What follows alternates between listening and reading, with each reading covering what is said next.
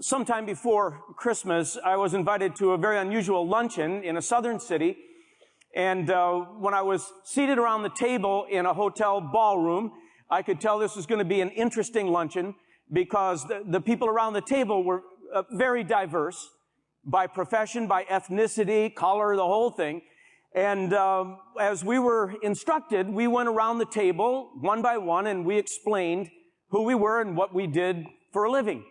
And it was a very interesting group that was around my table. And then about halfway, directly across from me, maybe there's 10 people at my table, there's a large African-American gentleman. And when he said his name, he was a business guy, and when he said his name, it was distinctly Muslim.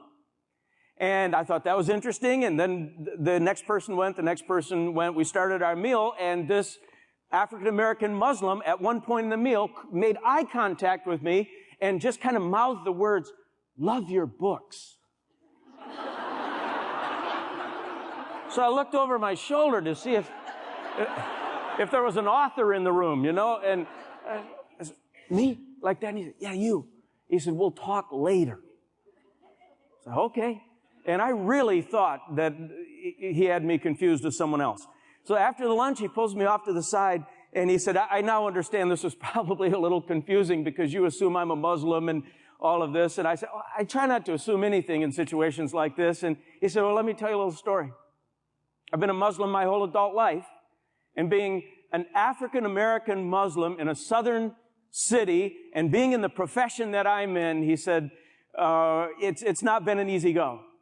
Because I, as you can imagine, have struggles in a lot of social settings. And he said, in the profession I'm in, we have a lot of cocktail parties and a lot of evening events.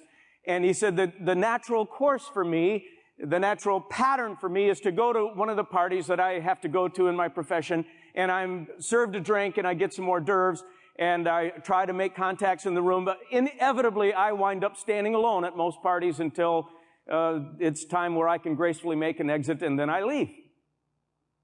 And he said, it's just something I've learned to live with.